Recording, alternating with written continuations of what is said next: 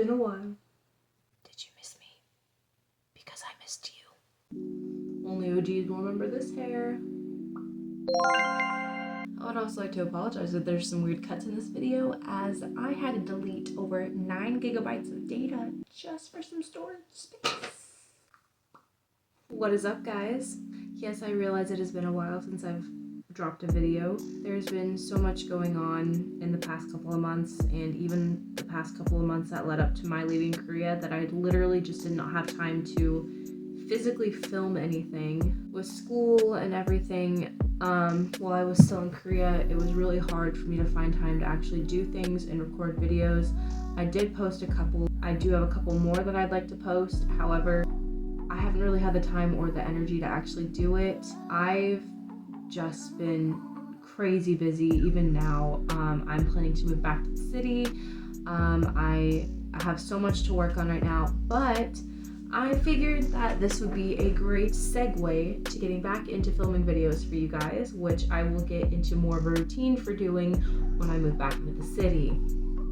So for my plan for this video was, I had a few of my friends from both Korea and the US asking me about how my transition back to the US was. I'm going to be answering a few questions from that. So the one that came up the most was, what do I miss most about Korea?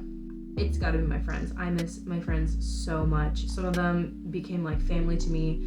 Others I talk to every single day. I miss them so much. Like, getting to know those people made my life a million times better. One of my friends, I've done a few videos with her. I talk to her every single day. I've been following her stories on Instagram, on Snapchat. She's been messaging me and just telling me about her life, and I've been talking to her about mine and stuff that I've been doing here.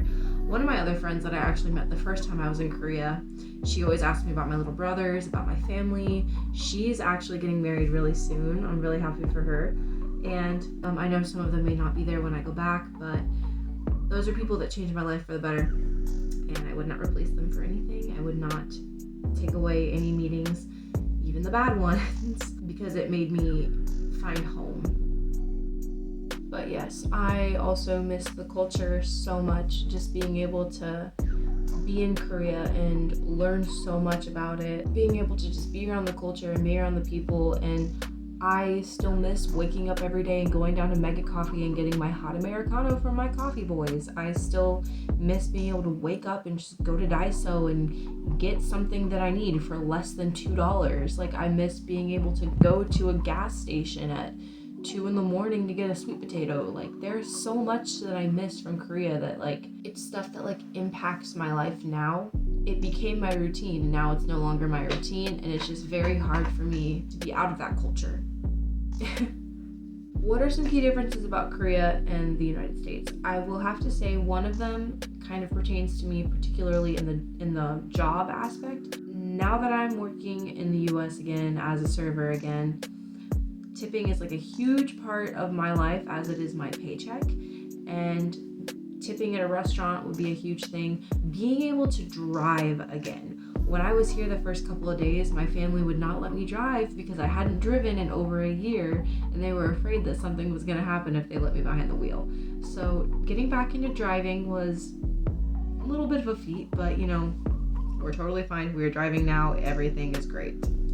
Another thing would be being around my family again. It's very different because everyone knows this, you act differently around your family than you would like your friends. And also just being around other people, as opposed to living on my own, it has been definitely an interesting feat getting back into that.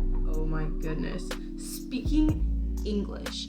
Okay, now obviously any of my Korean friends can tell you I am not fluent in Korean. I know maybe like a few key phrases. I know how the grammar works. I know certain words, but they can tell you my speaking is not the greatest. It definitely leaves room for improvement. Anybody can tell you Korean, not exactly my strong suit. However, I have gotten so used to saying some things in Korean as opposed to others, or just speaking in English, that it took me weeks to not say things in Korean around my family, or when I was going to the gas station, not to accidentally say something in Korean to the people working there. It was very, very difficult for me to not do that. It took almost a month for me to break myself from doing that. And even at work, I'll say little phrases in Korean, phrases that I would say to my Korean friends that I actually knew how to say, that I would use in conversation. Some of my coworkers look at me when I'm speaking in Korean and they'd look at me like I'm absolutely crazy, and probably, maybe just a little bit. gotten better at using my English as opposed to my Korean in America. Some of my other friends from Korea have been asking me about my job. My jobs are going pretty well. I've made some pretty good money since I've been back the past few months. I was really struggling at the end of my trip to Korea to stay because of money. I was going to extend for a couple more weeks, but I couldn't due to money issues. But now that I'm back in the US and I'm working, I work a lot. I sometimes work 90 to 112-hour work weeks between my two jobs. I'll work in the morning for about 6.5, 7 hours, and then I will go and work another 7 to 8 hours at night and do it all the next day. It's been pretty hard with sleep and with just being around my family and stuff like that, like not having time to actually rest and do the things that I want. Haven't really had a day off in about 3 weeks, but you know, we are obtaining the grain. I currently work as a server. I work for tips, and I'm also bartending at the same restaurant. My boss is currently helping me get transferred between the restaurant branches, so I'll be able to work in the city at the same location. I'll be able to work in the city for the same company. There we go. I'm also a teacher. I've been teaching younger kids for the past couple of months. It has been such an amazing experience. I know a lot of my friends in Korea are teachers, and they say that it's also just been like a great experience for them, so I thought I would go ahead and give it a shot because I have a lot of personal experience as opposed to professional experience. I'm kind of like a temp sub. I've just been kind of bouncing around different locations. Being a teacher is absolutely amazing. Just being with these kids, it's really hard not to form an emotional connection to the kids, especially knowing that I'm going to be moving soon. But no, both places are amazing to work for, despite the fact that I go to work tired all the time. Another question my friends in Korea have been asking me: when will I be coming back? That has yet to be determined. I am thinking hopefully sometime this upcoming summer after I've graduated and finally finished school. I've got a few more credits left for my degree. If I don't come in the summer, I'm really hoping I can come again sometime in the fall. However, I'm not looking forward to the new wave of foreigners that will be coming doing their study abroad in the fall. So it's really me picking and choosing my battles as to when I go back. I miss all my friends. I miss being there. I hope to bring my sister with me. I hope that I do go back sometime soon. It will be within the next year though. How messed up was my sleep schedule? Everyone who's close to me knows I am an insomniac. I've had insomnia since I was very young. It's always been a part of my life, and even when I was in Korea, it was so much worse because like the hours were totally flipped. Daytime was nighttime, nighttime was daytime. Coming back here, I stayed awake for 5 days straight. When I first came back, I slept for almost 2 days. I think in between those 48 hours, I probably slept for about 32 of them. And then after that, when I finally went from where I was staying with relatives to this house, I stayed awake for 5 days straight. However, when I finally started working, it helped me regulate my sleep schedule. There are some days, especially now that I'm working so much, that I will sleep for like 12 hours straight, just because I'm so exhausted, but that hasn't been as bad. So I will say my sleep was really messed up when I got back, but after about a month or so, it kind of worked itself out. It's 1:41. Yeah, so let's just not really talk about sleep anymore because I'm kind of shooting myself in the foot right now. Another thing that popped up a lot more than I thought it was going to was the differences in food. For one, I will say food is much more expensive here. The restaurant that I serve at, you can buy a bowl of soup for like $8.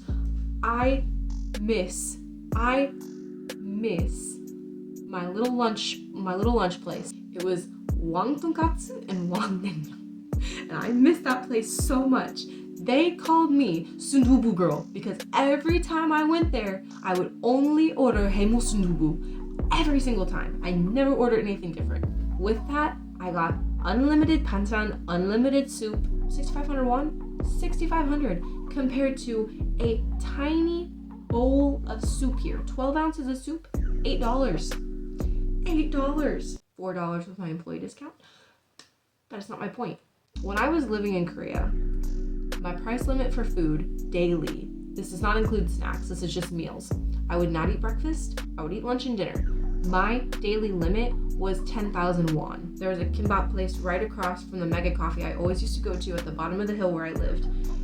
3,000. You got a whole roll of vegetable kimbap plus unlimited side dishes. 3,000 won. 3,000 won. And that was enough to keep me full until dinner. So I would go get dinner before I was gonna go out with my friends, and 9,500 won. 9,500 won for a whole day's worth of meals. That's how I did it. Because honestly, with my lifestyle and drinking and snacking so much, I really couldn't afford anything else. Here, it's a little bit easier because I live with my family, but when we don't have like home cooked meals, I have to pay for my own groceries, which is pretty reasonable. You know, I'm an adult, I have a wage now, so it's nothing I haven't done before for like the past year. It's just gonna be a little bit more expensive, but I think I can do it. I miss street food, man. I miss gimbari. I miss gimbari. I miss fish cakes. Ugh. I miss tteokbokki. I miss tteokbokki. I miss street food, man. It's cheap, it's delicious, it's so good. I miss it. I did not miss the fact that they do not salt fries in Korea. And then I would go to burger restaurants. Granted, the burgers in Korea, I think the burgers are the best because a lot of the Korean places or a lot of the Korean burger restaurants, they actually make their patties. I will say that. I love the burgers in Korea compared to America. But the fries were always unsalted. I would have to ask for like 6 packets of salt just so I could salt my fries. It was crazy to me. We have like a lot of diet sodas here in the US.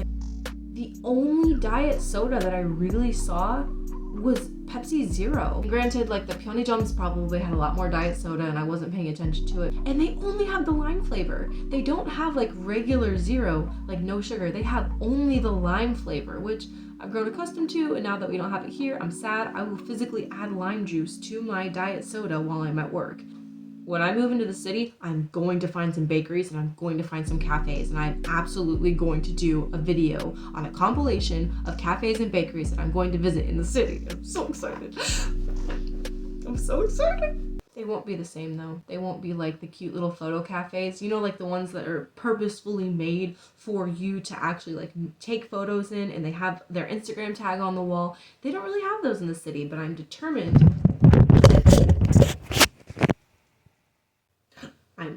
to find one. That was my whole foot. Just, that hurt so bad. I got a lot of questions about culture shock.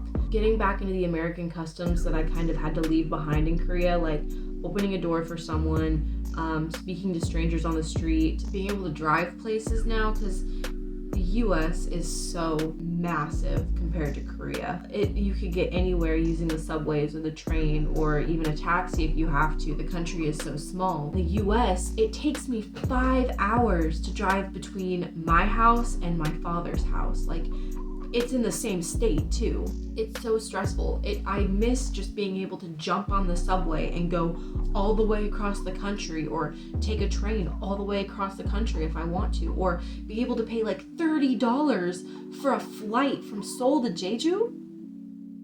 $30? Like, you literally have to pay like over $100 to fly over state lines here. It's crazy. And the distance could be like half of what it is to Jeju Island from Seoul. One thing I don't really miss is, this is gonna set a lot of people off. One thing I really don't miss is like the standards for women. There are many categories for women and people's like stereotypical view of them. For example, like if you're tall, typically you're slender or you're very slim. If you're short, you're either very round or you're incredibly petite. And I just remember being in Korea and feeling so horrible about myself all the time. And this is something I don't really talk about, but honestly, I really have no shame in it. So the entire time I was in Korea, I felt absolutely horrible about myself. There was never a day when I woke up thinking, dang, I'm an ugly person in a beautiful country. And this has nothing to do with like a lack of self-love. It's very hard not to compare myself to all of the beauty standards they have in Korea. 90% of the women that I saw were so small that I was afraid to hug them in fear they'd break. I don't weigh 40 kilograms. I'm not 5'2". There were even some women who were my height who were 176 that they were probably 40 pounds lighter than I was, and it's really hard to see that. I will say, coming back to the US, I want to better myself so that I never have to feel that way again. When I go back to Korea, I want to be able to walk out of my apartment confidently knowing that I'm a beautiful person in a beautiful country. It wasn't necessarily the people in my life that made me feel this way, although there were some instances that did instigate these kind of feelings. A lot of it too was just being around the people and knowing that they grew up kind of thinking that way, that they needed to present themselves a certain way, and that beauty standards are much different over there, especially considering like how cheap beauty products are and how much they're advertised and how much people are pushed to buy them and use them. I want to make myself more knowledgeable in that part of the culture, and I want to immerse myself more in that part of the culture. Now, I'm not saying I want to drop 30 kilograms by the time I go back. I'm just saying I want to have a much better view on myself so that I can prove to myself that I'm just a person. A lot of people also wanted to know how COVID is being handled over there. And I gotta say, I am so proud of Korea for finally dropping the mask mandate for us being able to, having to wear masks outside. They finally dropped it like right after my birthday. It was so nice, like not having to worry about the police catching you without a mask on outside, like walking around. And I understand why they did it. I have absolutely no qualms with the police for it, but I will say I am incredibly happy. Granted, you still have to wear masks inside certain places like school, which I understand with like close proximities and everything. Korea is progressing in a great way with COVID and they're handling it very well. I've made very strong comments about how I feel about COVID and how people were handling it, especially foreigners. People jumping on top of cop cars and telling the police to F off. It's not your country, bro. Respect the law. You might not like it. Go home. I apologize if this sounds forward, but seriously, like, yes, I was annoyed. I was incredibly annoyed. You think I wanted to go to school every day, ride the bus with a mask on, walk up a hill for half a mile with a mask on, just to sit in class for 3 hours with a mask on, only to do that every single day? I didn't want to. I never wanted to wear a mask. We didn't have to wear masks in the US. We only wore them for like maybe a few months. Might seem a little bit crass saying that, but frankly, abide by the law. And you know what? Now it's becoming over. You just have to be patient, bro. If you don't want to put your mask on, wait until the mask mandate is dropped and then go to the country. Anyway, I'm just very proud that Korea is finally progressing. As slow as it may be, they are progressing, and I hope that my friends are finally able to be mask-free by the time I come, because GalaxyMari does not want to wear a mask anymore. Alright, I know it really sucks because I haven't really posted anything in a while, but I do have some other videos coming. I will start posting again on the channel, and especially when I move back into the city, I will be posting a lot more. I'll do some tours of some places. I will hopefully be getting a couple of my friends involved, and until then, I'm just going to be doing fun little stuff just to keep you guys entertained, and I really appreciate you guys staying tuned in with me despite the hiatus. So I love you all. Thank you so much.